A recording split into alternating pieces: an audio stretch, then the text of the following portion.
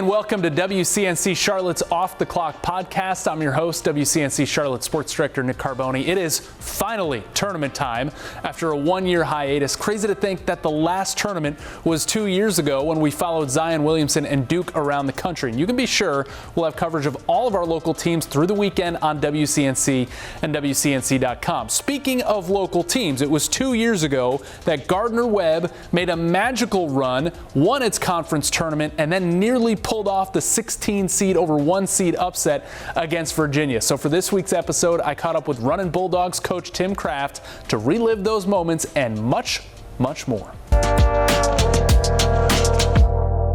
Coach, we just talked about it off air a little bit, but the last NCAA tournament before this week was 2 years ago when you guys were in Columbia, South Carolina. It's kind of crazy to think about. So as you get into this week and as we see teams play and speak to the media, what comes back to you? What comes to mind from 2 years ago down there in Columbia?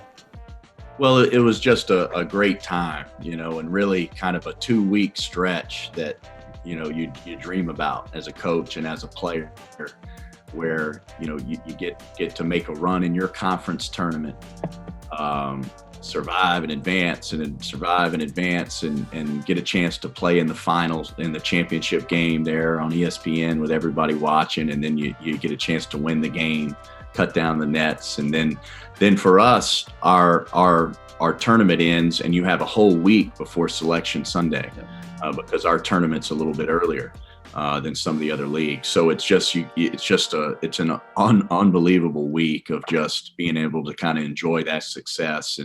And then Selection Sunday is a wonderful time. And then you start preparing for the game. So it's just kind of a 2-week euphoria almost for a college basketball coach or player. When you get up there to cut down the net, do you realize, I haven't done this before? Am I doing this right? I don't know if you had done it before as part of another program, but man, what is that like? It's a great feeling. It's a great experience. It's one you hope all your players get to do at some point. We had gotten to cut a net down here when I was an assistant in 2005. We won a regular season championship. But it was the first time for us that Gardner-Webb had ever gone to the NCAA tournament. So to win a conference tournament championship, get a chance to do that, it's a great feeling. And, one you hope all your players get a chance to do at some point. What do you keep? Where do you keep that little sliver of net? That's a good question. I might have. It might be in a drawer with some pair of scissors still. I got it in here somewhere. If I dig around, I could probably pull it out. Here we go. There it is. There you go. Hey, well, kind of like me. I don't. Nobody else could figure out where all my stuff is, but I know in my head. So you've got it. Yeah.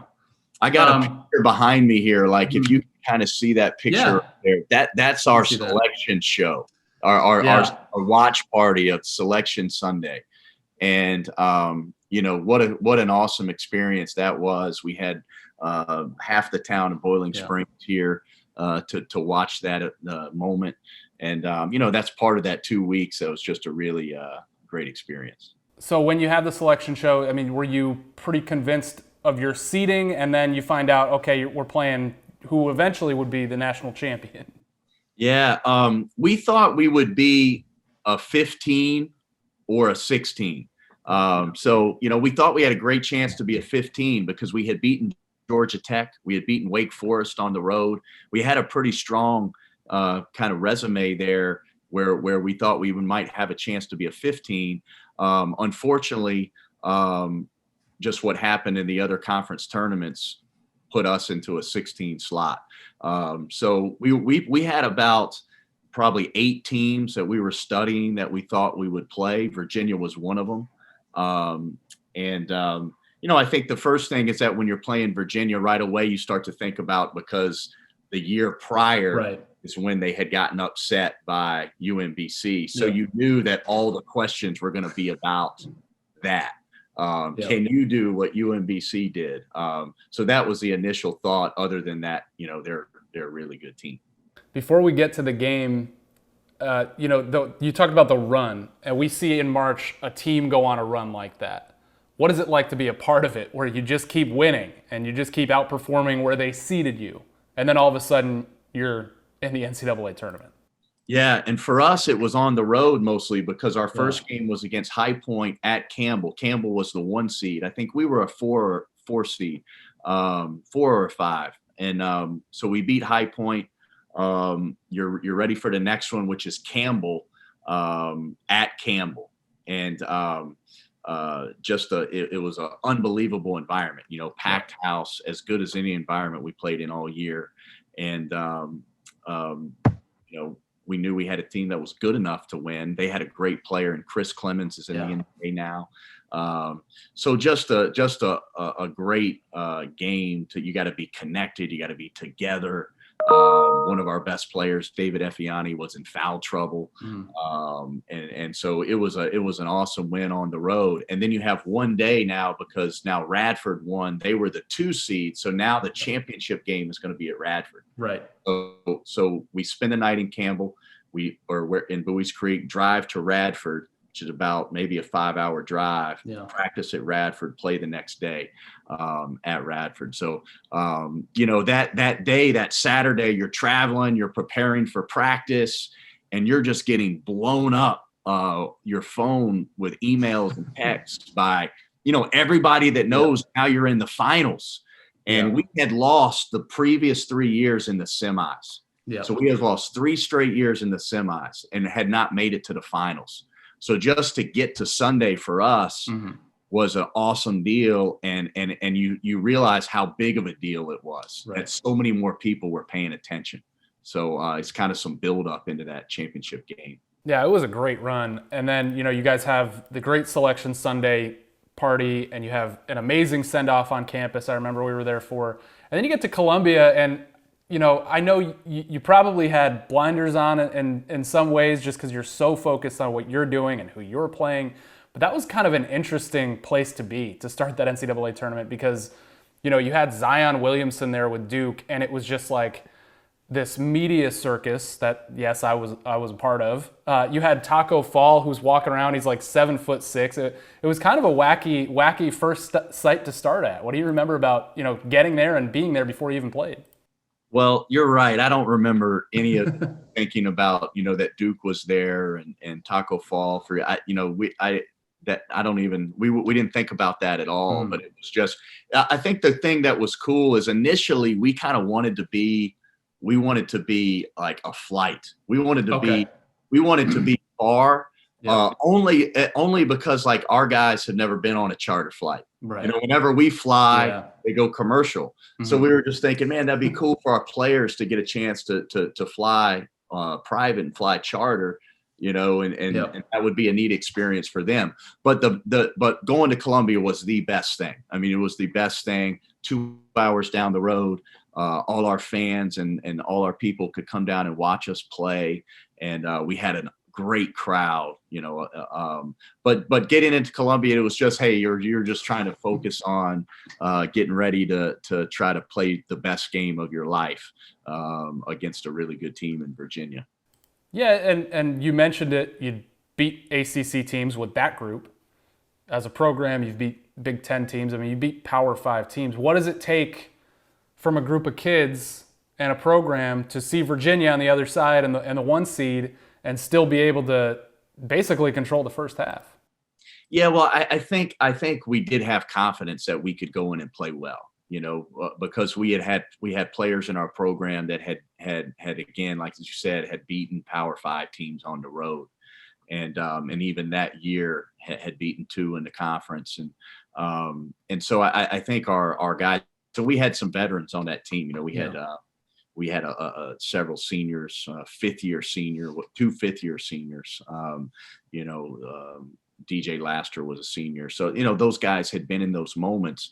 And so I think they just walking into the gym, they were confident that they could win the game if they played really well. And that was huge, right? It's like, hey, we're going out there and go let it fly, let it fly. Like, be really, really confident, be loose. And that's the only chance you have. You got to play that way with that type of confidence. What did you tell them in the locker room after that game? I mean, that all eyes were on that game and seeing if you guys could do it again. I mean, that was a really cool moment. Yeah, well, guys were crushed, because not only did we lose the game? But we're up 6 at half. Had really shown that we could play with them for 20 minutes. And then the second half was a total different story, right? I mean, Virginia just controlled the game in every way. And so I think that made it even harder in that, like, hey, we were 20 minutes away from doing it.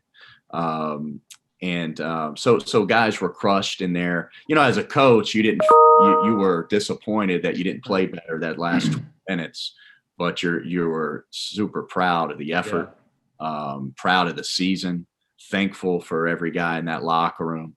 And, you're just trying I think the players, they don't really hear you too much when that last game is over because they're hurting, they're hurting, but you just try to remind them of what we had accomplished, how special of a season it was, how many people that were in that crowd in Columbia we made super proud that had never had a chance to watch their team in the NCAA tournament.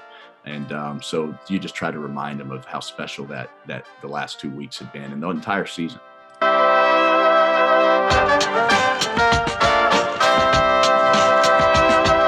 Yeah, Gardner-Webb played amazing basketball that day, especially in the first half. Duke nearly got beat by UCF in Columbia, too. It was a great weekend of hoops. More with Coach Tim Kraft now. We talk about guiding his team through this pandemic season and about his childhood buddy David Ross, now the manager of the Chicago Cubs.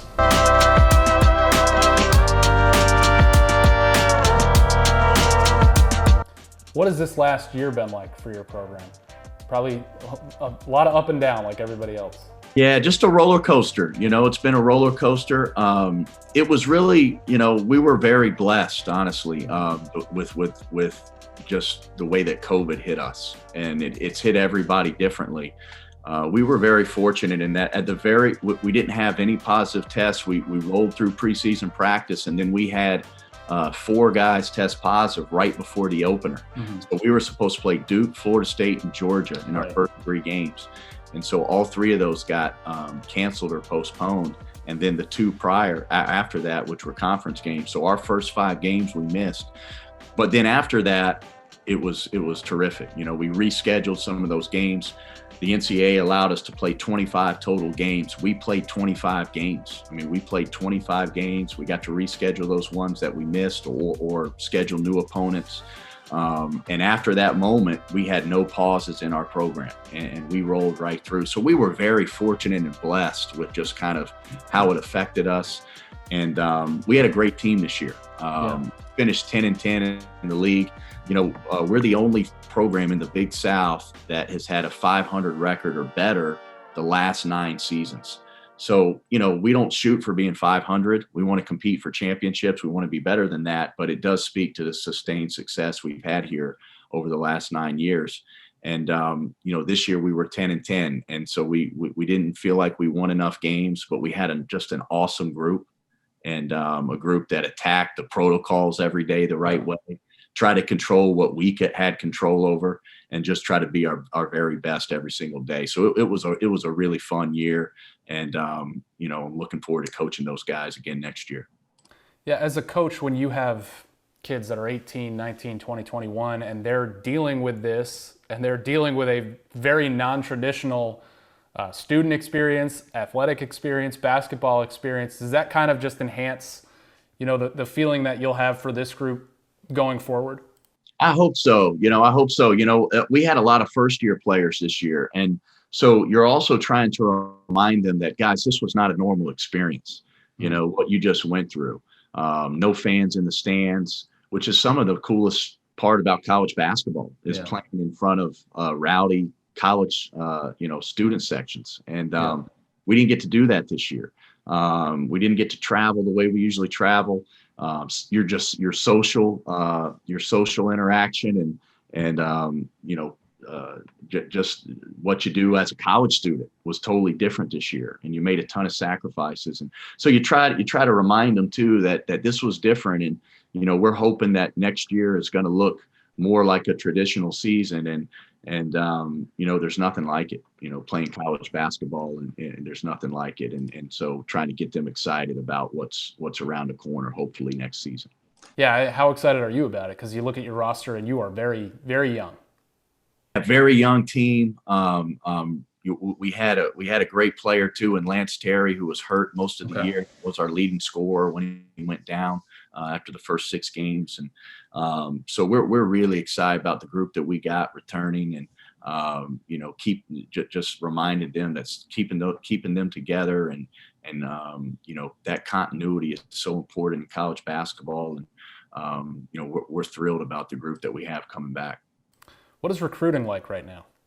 You're still on this dead period, right? Yeah, we're in the dead period, which as of now extends through April, the end of April, or excuse me, May. Mm-hmm. So first, I guess, is when we still don't know what our recruiting calendar is going to look like in terms of being able to get out on the road, in terms of being able to have kids on our campus to visit.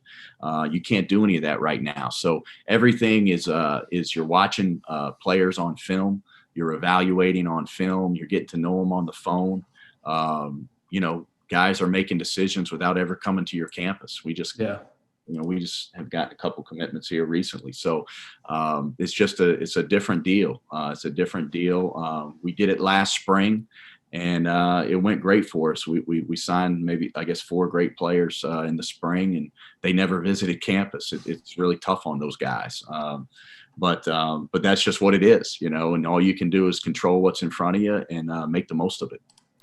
In a normal year, I mean, you look at your roster, it's always, New York City, Northeast, international. I mean, it's all over. In a normal year, what's the pitch to say, hey, this place in Boiling Springs, North Carolina is pretty special, and how do you do that now when you say you can't get guys to a campus that you guys feel really good about? Yeah, I think the strengths that we have, we talk about the success that we've had over a long period of time, but I we really like to talk about our family environment here on our campus and within our program. We feel like that there's people all over our town, our community, our campus that just want to invest in students, not just our players, but our students. There's people that just want to invest in their lives, that want to see them develop to be the best that they can be. And we feel like, hey, if you want to make a decision to surround yourself with good people, and people that have your best interest in mind and want to help you become the best that you can be, when you come to Gardner-Webb, you're making a decision to do that. And, not that goes to our coaching staff, our players in our program, but then all the administrators and the professors and the staff on our campus that are really kind of pulling the rope in the same direction and are trying to help our students be the best that they can be. And sounds like you're doing some more coaching, a little bit of a younger group there with your son, right? Yeah. How'd you hear about that? Yeah. I have people there. Yeah, we got our 8 to 10-year-old little travel team that we're putting together here. My son's 8 years old, and he didn't play on his Y League this year because of COVID. I just didn't want to put him in that environment during our season. But now that our season's over, we got a little team together. Some of our grad assistants are helping us coach it. Nice. Got our first event, Greenville, South Carolina, next Saturday. So got practice today. 6:00. Man, working on our press offense. That's a big thing. We got to learn how to break the press, because that's apparently that's all teams do in these 8 to 10-year-old leagues. I'm sure they're different than 18 and 20-year-olds, but what's similar? Well, I think what's similar, they love to play. Yeah. They're excited to play. And you know what, too? Like, our guys at our level, and I think, they're ready. Hey, let's get to the competitive stuff in practice. The drills and the 5-on-0. Hey, when are we going to play? My son's exactly like that. He wants to know, when are we going to scrimmage? When are we going to scrimmage? Like, forget all these closeout drills and defensive positioning. Like, we want to compete, and that's exactly how our players are. So it's a good thing. I'm going to wrap up with a baseball question. Does David Ross ask you for coaching advice? He has not asked me for much advice. He really has not. He hadn't asked me for much coaching advice. I've certainly asked him for some advice over the years. He came to speak to our team, actually, when we played Florida State. We were in our hometown where David and I grew up in Tallahassee, Florida. And he came over, talked to our team, gave them a great message about, fulfilling your role and being a great teammate, and it was awesome. But he doesn't ask me for much advice. No. You're gonna ask him for tickets though, right? And no Get doubt. up to Wrigley. No doubt. I actually gave him tickets, to our Florida State game. So there you go. You get one coming back to you now. No question. All right, Coach Kraft, man, I really hope you guys are putting that ladder up and cutting down some nets in Charlotte next year for the Big South Tournament. I'm really excited we're going to have that and have you guys there for it.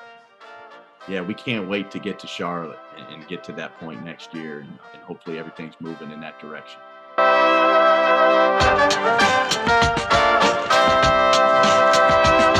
That's right. The Big South Tourney will be in Charlotte next year in 2022. It was supposed to be this year before, of course, everything changed. And that'll be a wonderful event. Thank you again for catching the Off the Clock podcast. Be sure to subscribe or give us a follow, and we'll see you next week.